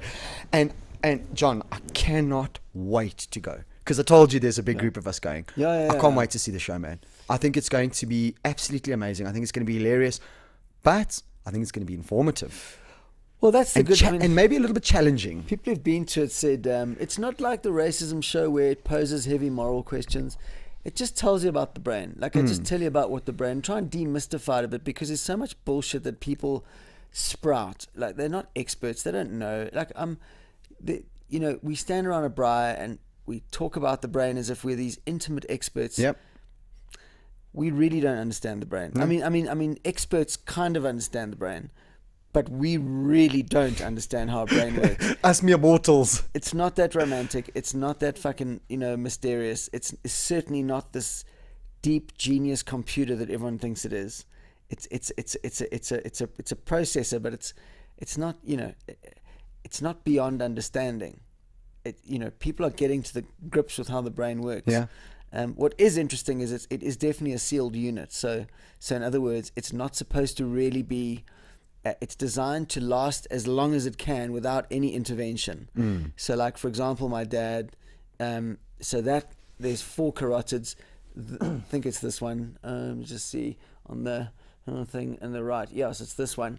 Is 100% blockage. So what that means is that now where that was feeding is not getting. It didn't get any nutrients. Yeah, but in the interim, there's a thing in your brain called the ring of Willis, and the ring of Willis is basically a distributor cap. It's sort of the circular structure that gets fed by these arteries, and then it distributes blood as it needs. Okay, I see. Yes. So what's happened is in the interim is because that one has been occluded, the other one, I think it's this one, has almost doubled in size in diameter, and it's doubled its own blood flow to the ring of Willis, which means that the ring of Willis now receives the same quantity of blood to distribute. So that's quite interesting. Protects the mechanisms. Absolutely. Yeah. And not only that, but also the neurons that were damaged in that event will never recover. They're over. They've been destroyed. But your neurons are a lifelong cell. They don't renew. They don't regenerate themselves. The neurons you were born with are the ones you still have. That's why your body remembers things, because those cells have physically been there. That's our memories. Yes. Yeah. I mean, on a very small level, but we form patterns of memories as a result. But the actual impulses, your neurons are able to do them again and again and again, and that's why you develop these sort of responses. But anyway, the thing is that now those neurons are no longer working. So, for example, his right arm was totally not working because that neural pathway was fucked. Got you. However, he has a memory of being able to do that. Now, those signals cause electricity to fire and try and find a new way. And that's what's happened. He now moves this arm. It's almost like there was a resonance signature, and these new neurons have started following that signature in order to reproduce that movement. Because your brain is essentially a collection of nerve cells designed to propagate adaptive movement.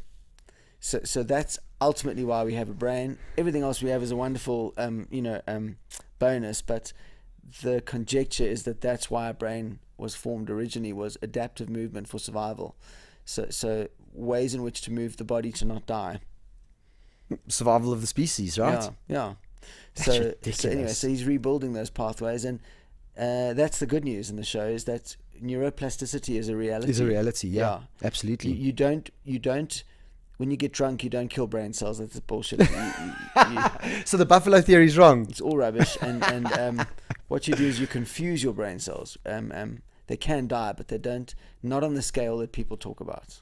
Okay. Confuse your brain cells. Yeah, the ethanol has a chemical reaction with glutamate, which is another. I must be very careful when I say these words because it sounds like I know what I'm talking about. But glutamate is basically in charge of organization, and ethanol corrupts its ability to organize. Glutamate's ability to organize, and that's why that would make sense. Memory, behavior, it all gets a bit disorganized. Fuzzy. Yeah, and then ultimately when you wake up, you it's starting to correct again. So you don't like kill these brain cells, which makes you an idiot, and then you rebuild them. It doesn't.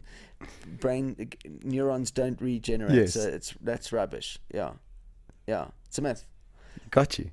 And yet we all agree that when we black out from drinking, we've killed brain cells. You don't. It's rubbish. Oh my gosh. And John, it's at Monte Cassino, right? It is indeed at the Peter Terrine studio. Yeah, at the Peter Terrine studio. My favorite venue because it's very small, intimate. It's lovely. Yes. Yeah. Alfred was just finished off. Absolutely, a very successful run. Yes. Alfred was great. Yeah. Absolutely. Oh, what a human being. Yeah, he's a good guy. Oh, fuck, I laughed. He's a ball of energy, yeah. I absolutely laughed. My whole way through that podcast, I just laughed. Yeah, he is absolutely hilarious. He's very cool. And he speaks very highly of you. Well, if he doesn't, I'll have his family killed. No. No, he's got a very nice wife, Natalie. Very, very cool people, actually. Very cool. Yeah, they're just great people. Yeah. I don't know the son yet because he can't talk, but no, absolutely. Yeah. But he will. He's all of a few months. He's a couple of months old. Yeah. So and how long is the show running for, John? 5 weeks. So another 4 weeks. Okay. It's about the middle of August. And just a question out of interest, because how many nights, how many shows do you do one a night? Wednesday to Sunday. On Saturday, there's 2 shows, a 3 o'clock and an 8 o'clock. Okay. And on Sunday, the show's at 4. Okay, Sunday it's at a 6 4, show week. Saturday at Yeah. 3. Got you. And then you have off. Yeah, Monday. Sunday to Wednesday, which is probably when I'll be going to Durban most weeks if I can get away. Go Yeah. and see your dad. Yeah, I'll go and spend that time with Dad, and then I'll come back. And one man, you only? Hey? Nobody opening for you? I have Gilly Apter opening the show. Gilly don't know who Apter's that is. A female comic who is just amazing. She's a newcomer, and I really dig what she does. Okay. We've done a few clubs and stuff together. I dug her, so I found like I can give these spots to all different people, or you can do like 30 spots. You can get like 300 minutes of comedy stage time in over this run. Yeah, and that's invaluable. Do you want to do that? She's like, yes. I Yeah. was like, Is the okay, well Pope then- Catholic? Yeah, hello. So then there we go. So that's what I did. So Gilly's at the show. Oh, nice. She's really cool. I think there's 2 nights she can't come. And there I've got a guy called Quibus. I want to say from Rensburg, but I might be lying. But he's also a great newcomer. Does one-liners, really dry. Very funny. Really? Yeah, very funny. Oh, nice. I like that. So Quibus is doing 2 shows. English I forgot Afrikaans. He's going to do it in English. Okay. Is he an Afrikaans boy? He is. Excuse me. He's just Very yawning. early Am I this morning. boring you? Sorry, man. I got up really early this morning. Yeah, Quibus is doing those 2 nights, and then Gilly will do the balance. So she was very funny last night. Very funny. Oh, brilliant. I can't wait. I like it when I get someone really good because it puts you on like a bit of a ledge. Hi. Yeah. There are comedians, and I'm not going to mention names, but there are well-known comedians who purposefully hire acts that are not very good to go before them. Oh, of course. Yeah, I see what you're saying. The I think sons of it's- bitches. Well, for a few reasons, it's evil. One is that like it's lazy, and the other one is that you give those people hope because they think if they're opening False for hope. it's bullshit. You know, they don't work hard because they've got this thing, and like you don't work hard because they make you look good. It's all just a bit. So I always look. It's for almost like someone a who's habit gonna- of mediocrity. Exactly that. And I am a big believer in just press the button. Don't think about it. Just get the best. Like just Yes. press the button. Now you've put the missile in place. Absolutely. Now you got to behave Guess what? accordingly. Yes. Yeah. And I wanted to ask, how did Alfred's recording go? His video? Oh, really good. I wasn't there. I was in Durban. But, Okay. But I hear it went really well, and it's probably a piece of history because it's an English show and then an Afrikaans And an show on the Afrikaans same show. night. That's right. So that's Yeah. crazy. No, I know. He used a Saturday double show. He did the one English and the one Afrikaans. I know, how And incredible. He filmed them, set up Yeah. on one day. It was quite a clever move. And yeah, brilliant. I mean, by all accounts, it was amazing. And yours going to be video recorded? I don't know turning into- yet. I'm going to wait. I'm going to wait and see. I've got a few weeks, so I'm thinking I wasn't going to, but I might. I'll see. I think despite the fact that, and this is my personal opinion, right, John? So you can argue with me if you want to. I think that the route you're going now in terms of the material that you're putting out there, yes, it's comedy, and yes, you're a comedian, but if you, for argument's sake, the good racist, and for argument's sake, brain dump now, I think the messages, regardless of which messages they are so big that I would love to see these things on YouTube post your show. Right. And I really mean that. Or if not on YouTube, at least somewhere where I can actually get it. Because for argument's sake, post our podcast, I introduced a lot of people to you, meaning The Good Racist, that show, but I still haven't had the opportunity to watch it because I missed it. You know what I mean? And Right. and to me, I'm sitting there going, well, Luckily, that one's on Comedy Central. is it on Comedy Central? Yeah, that one Okay. is filmed. Although it was an early version, but it is on Comedy Central. All my other, the last 4 shows have all been filmed and put on Comedy Central. Okay. I think we did The Good Racist. I did I think 40.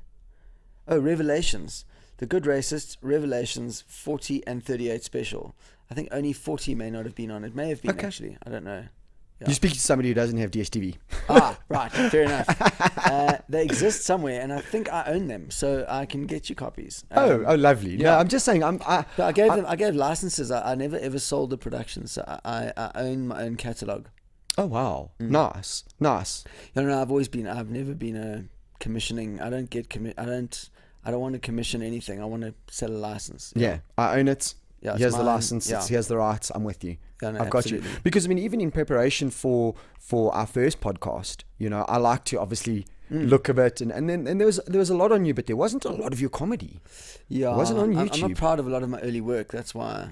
Oh, okay. Yeah, I found my early work was really simplistic, and it was shit. The things that are the most watched on YouTube are really the worst comedy I ever did. People loved it, but I'm not proud of it. So I hate what I used to do, which is really play it up for the crowd rather than. Well, maybe in 2-3 years, you can take some of these old ones and put it out there, because I think the information is valuable. You talk about the show Good Racist. John, post our podcast, man. You a lot of things have changed for me for the positive. Oh, cool. And I'm saying maybe that should be out there just because the message is so meaningful. Yeah, well, I mean, that's why I do this. Yeah. So people come and go, oh, I really thought. I'm like, fucking fantastic. I mean, you have to laugh. I mean, it's yes, important of to course, laugh. of course. I was really impressed last night. People really laughed, and I was glad about that, because I was worried that it was going to be too serious. Again. Yes. Yeah, but I also do genuinely love making people laugh. It's something I really love. So I would hope so as a comedian. Yeah, exactly. I take it too fucking seriously, but so yeah. So I hope people laugh and think. If we can get those in good, solid ratio, then we solid. Yeah. Then you're hitting it. Yeah. Yeah. Well, John, I cannot wait to join the show. Like I said to you, there's a whole group of us who are coming. Nice. Well, thank you. That'd be great. We got 3 birthday boys. Nice. And we should place them close to the front. John, challenge accepted. Absolutely. And you'll have me sitting next to him going, it's this one. It's this one. Yeah. It's these 3. So yeah, hopefully Mark will be joining us. Yeah, good. Cool. We only really met recently, and they seem like a really nice guy. Yeah.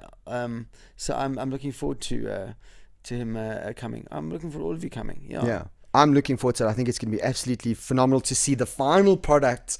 And not after all the rumblings. After all the rumblings, and your show in Maddox when the bloody projector blew out, and the sound blew out. It was terrible, eh? Very bad, man. Very bad. Like it's one of those things. It can happen. Yeah, and let me tell you, the power to go in one thing. I know you handled, so it was brilliant. Yeah.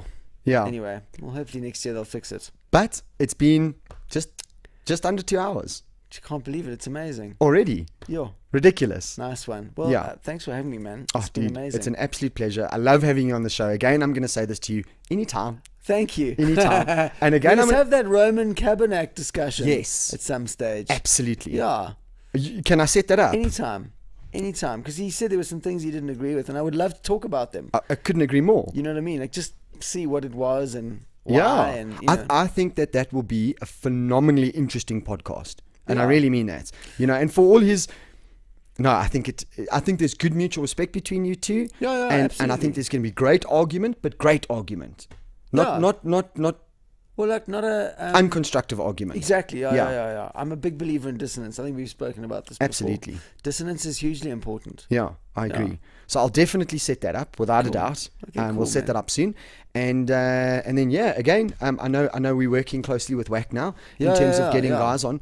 But if there's some young comedians that we want to get on, absolutely. You might want to meet this Quervus guy. Kelly's really interesting. Oh really? Yeah, she's like, because she's not like the youngest person in the world. She's like in her 30s, so she's been around the world, and she's lived. Yes, got some experience. Yeah, and she's working very, very hard at like getting very good at comedy, and it's working. Oh wow. Yeah, I mean, I literally went to like maybe 12 open. I played like 12 open spots before Australia. She was at every single club every night. Like I was like, dude, you can't. How are you not gonna make it? You are so dedicated and funny and amazing. So when I was looking at the list of people, I was like, fuck man, she's like the most. She really is funny and like is so dedicated and hardworking. So maybe she deserves it a bit more. Give it all of them, Nice. And then let other people go, oh, you don't go, fuck you, man. No, I don't owe you anything. My show. Yeah, it's my fucking show. I'm the boss of this. Yeah, exactly. Stop whining. Yeah, exactly. Lovely. So maybe we'll get Gilly on. Cool. I think that'd be cool, man. Okay, brilliant. Well, we'll set it up. Yeah. Well, thank you for your time. For everybody, so long and thanks for the fish. Thanks, man. Cheers, guys. Every time, John. Thank you. Ciao, bye. All right, guys. I hope you appreciated and enjoyed that podcast as much as I did. We had a lot to talk about, didn't we? As always, this episode of the show is brought to you by Jared Smith, who's my main equipment sponsor and the Thought Lab sound engineer. And a special mention to WAC Management for setting up the podcast. I really appreciate it, guys. And if you want to check out any incredible MCs and comedians, go check them out at whacked.co.za. That's WHACKED. .co.za, and also to Tellytrack for setting up the studios, man. Thank you so much, guys. I really appreciate it. I love the support that Tellytrack shows the Thought Lab podcast, and you can check them out on www.tellytrack.com. That's TELLYTRACK.com to go and get your bet on. All right, guys, until the next one. Ciao.